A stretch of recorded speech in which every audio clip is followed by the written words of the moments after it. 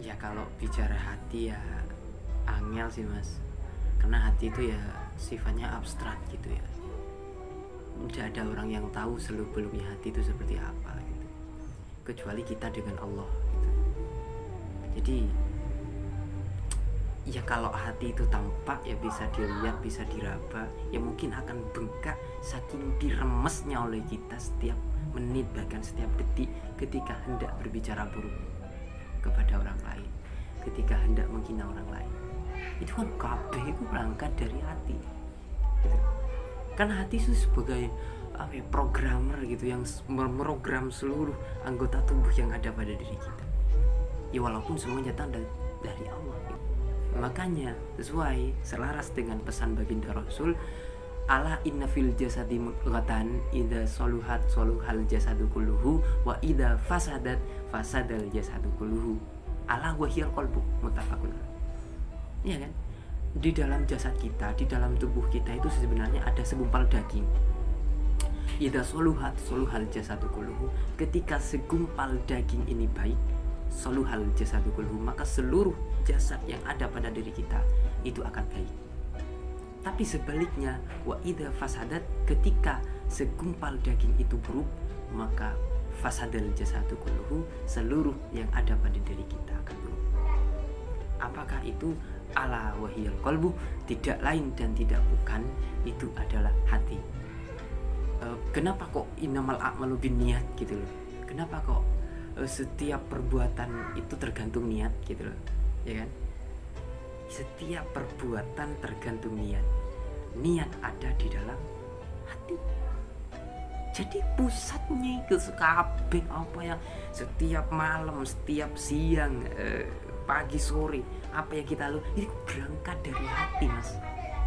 Ini tak lepas. Makanya kenapa kok afdolul ilmi, kata kitab-kitab, afdolul ilmi ilmul hal, ya kan?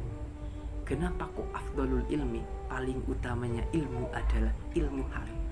Kenapa kok paling utamanya ilmu? Ilmu tata krama, ilmu moral. Kenapa kok gak ilmu tafsir, ilmu nahu, ilmu apa, fikih dan segala macam? Kenapa kok ilmu akhlak? Karena akhlak itu ada pada hati manusia. Rungokno.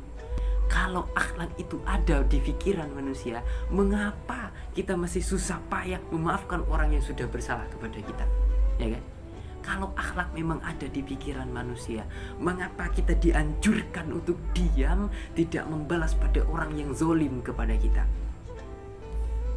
Kita dianjurkan untuk tidak membalas orang yang menghina kita. Kita dianjurkan untuk diam, mengapa gitu loh? Kan pikiran gak nerima gitu loh. Loh, saya gak nerima. Ya, karena akhlak itu gak ada di sini, akhlak ada di dalam hati. Jadi rawat baik-baik gitu.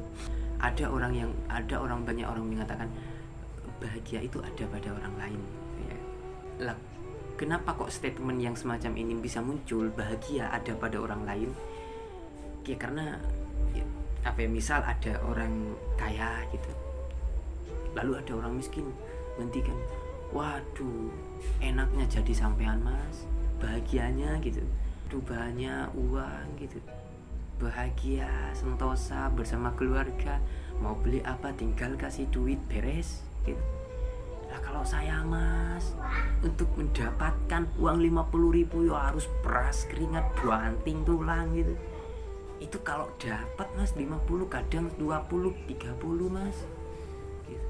Dibalas sama si kaya, weh anakan jadi sampean pak, sampean iku yo bahagia sama istri, sama anak, keluarga, makan cukup 1 hari 1 malam. Kalau saya pak, masih untung kalau bisa tidur 2 jam dalam sehari semalam pak. Wih saya doa dibanter dengan segala permasalahan orang, dibanter dengan rundingan perusahaan dan lain-lain sebagainya. Itu kesempatan untuk berkumpul dengan keluarga, yo angel mas, angel bener pak. Ya enakan jadi sampean pak. Akhirnya menyimpulkan bahagia ada pada orang lain. Nah ini sebenarnya salah gitu. Bahagia itu ada pada diri kita, dan sejatinya kebahagiaan itu ada pada hati.